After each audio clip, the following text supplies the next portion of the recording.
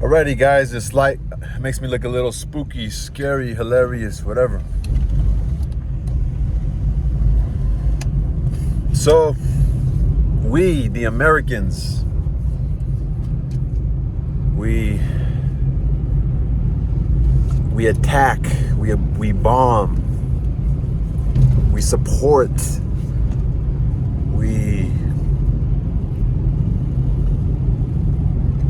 again, this is an argument. Some people are going to say that this was a fight for the West, a fight for what you believe in Europe and North America, free market, democracy, representation as citizens for our government. We know there's a limitation there. We know it. But in countries that you're able to start businesses and sell and make a profit, import, export, intellectual property, you could create something and make a patent for it, and that's your creation. We have laws for that. And so, yeah, some are going to argue. Some are going to argue and say, well, I heard Tucker Carlson say, how come, kind of insinuate, why can't Iran have their weapons, or why can't they have these sort of resources, natural resources, these chemicals, why can't they have these things, Why can't they have missiles and be able to protect themselves? And yeah, I don't know. Peace through strength, right? That's what we voted for. One thing is, if we could do it by picking them off and do it through very intelligently, and we could allow Iran and its people to, I think Trump's going to be a lot more intelligent. He's going to do it. He doesn't have to have boots on the ground. He was against the Iraq War,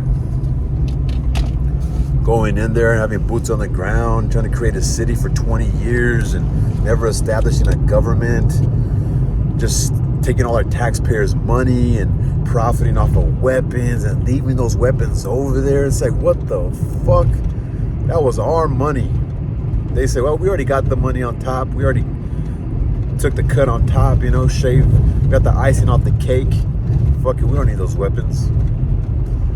Like again, I think I spoke about this before. That was like a fuck you. Like, you can have those fucking weapons. We got some better shit.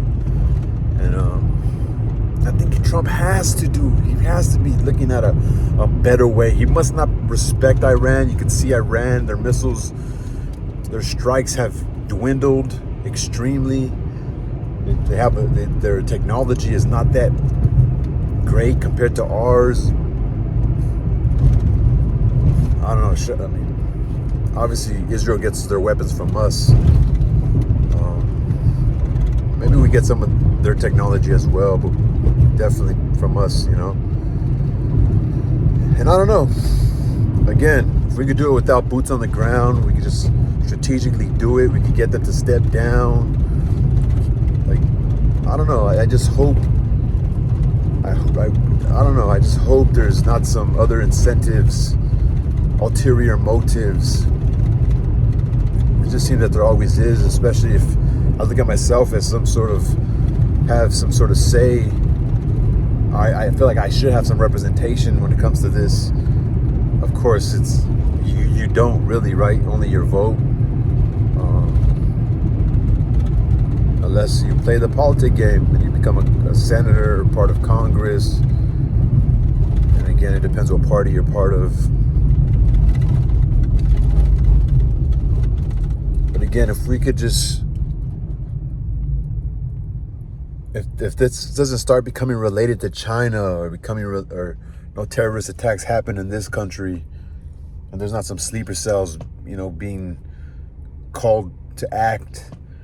But again, I think we're constantly working. But again, like, I can look to the left and this guy right here, like, who the fuck is he? What if he throws a bomb and just fucking like anywhere you walk into, how do you not know some guy has a fucking weapon and just has some other objective. You don't. You really don't. And you just hope, especially with the border being open as it is, you would think that if Iran or China, but China doesn't really do blowing you up. It's kind of not in their ideology. I mean, think about it as a religion.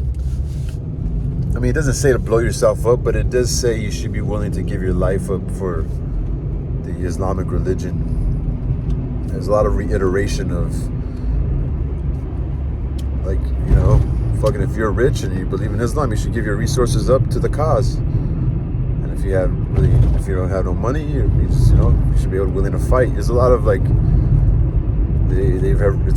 I've heard it repeated in the Quran, like pointing a finger at those who were unwilling to fight for the cause of Islam. And so you could just imagine if that's how you were raised to believe that, just how we were raised there was a heaven and a hell.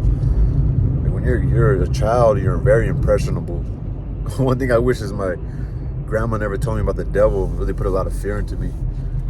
Honestly, it did throughout my life. And you know, we talk about Hollywood, and there's like this underground devil worshiping sort of societal hypnotic trance in the dark underworld, blah blah blah, in Hollywood, etc. Illuminati.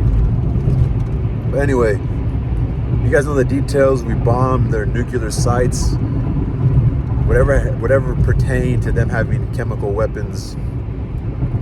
We bombed them.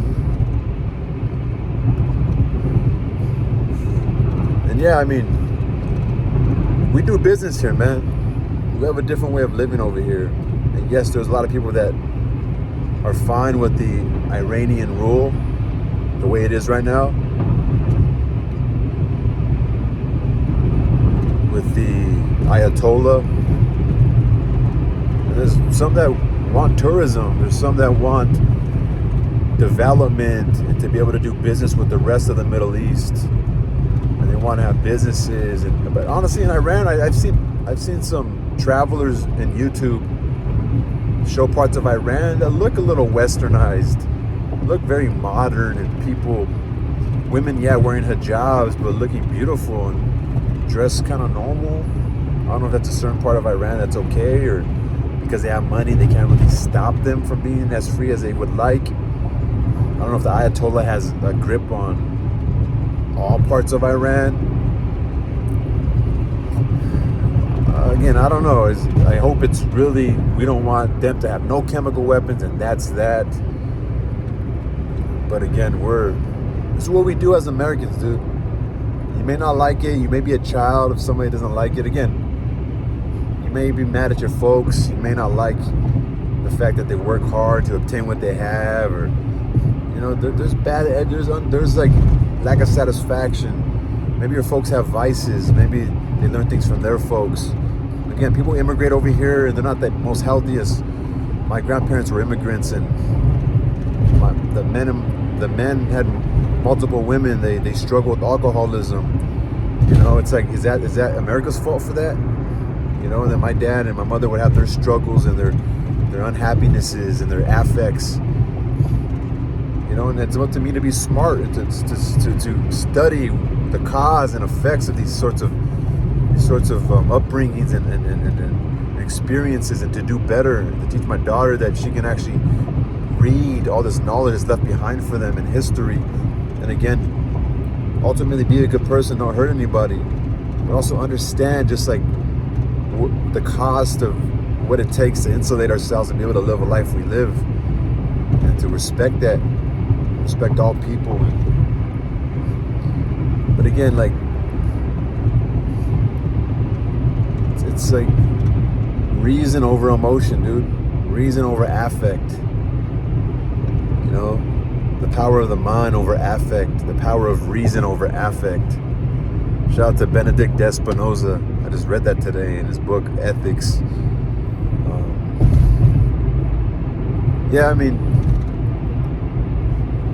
Dude, we're the greatest country in the world, dude. We're the best country in the world. China does business with us. They steal our intellectual properties. They back engineer all the products we make and sell it cheaper, dude. they copycat us. This is what, dude, we should be, dude, the people who started this country were ex-European. They revolted against Europe for not being able to have do what they want and have freedom. And then that's why I'm speaking to you, first generation immigrants, or those who maybe came really young and are upset, but they don't have got their visas or whatever. Maybe some of their family members, or they feel like they have to represent immigrants because they are immigrants. Well, I feel like I have to represent America because I don't know no other place, right? So can you put your logic to that instead of judging me or thinking I'm this or that? You can think what you want.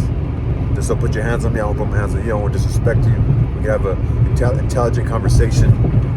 But my point is, that's why you come here, because I guess from where you come, you're not able to do these things. But again, this is a privilege. People have shed their blood here. People over here working, and that's what this. Oh, you work. Dude, we work here. Other countries call us fucking burros. Fucking work. All you do is work and work and work. My fucking only children say we work. I used to fucking be like, fuck money. All you do is work over here. Well, try not working, dude. Ask someone who retired, who still works, and why they still work. Fucking, I was reading John D. Rockefeller. He was like 80 years old, writing to his son, and he says, "I have to work, son. I'll never retire. The moment I retire, I'll die. I have to stay busy." Like, I woke up today not knowing what the fuck to do. I'm like, oh fuck, man. Like, life is. I just wanted to, like, dude. I just been working, and school's off for the summer. I go to college, and I wake up like, damn. Like, it's good to have a schedule. It's good to obligate yourself to things that you have to show up for. You know, that's why some people like being in jail, because they have more structure in jail than being out here. And, you know what I mean? You think about these things. And the thing is to find that thing that you have fun doing every day, that allows you to pay your bills. That's living, man. That's fucking living. And again, as long as this doesn't fucking, that's it. We don't try to go make a regime change. Maybe we do. And maybe we do business with the new regime, but I mean, I hope there's not some, we're like after their oil or some bullshit like that. I just hope it's literally like they call death to America. They don't fuck with us. They don't like the West. And they're gonna, don't come try to change our shit. Because let's say the fucking Iran and the Muslim world and the Muslims, right? I'm not talking about the Muslim world. The Mujahideen, the ones that hate the West and call death to America and are willing to be jihadists towards us, give up their life to kill us, right? That kill Americans and kill Westerners, right? You people who capitalize. You can say all you want, but you wear designer stuff. You know, you're Western. I'm sorry, you probably hate where you come from because you're mad at your folks, so you want to blame it on the system. But that's not gonna get you anywhere, man. Unless you start strapping bombs to your body and blow yourself up. Unless you start fucking, what are you gonna do? Yeah, you protest, but at the end of the day, you're adding to this economy, right? And so, I don't know. It's neither here nor there. Maybe I'm wrong, but I'm just tired of this shit already. But as long as it's just, we don't want them to have no nuclear weapons. That's it. Fuck it. That's it. Leave it at that. You're not gonna have nuclear weapons. You call death to America unless you make peace with us.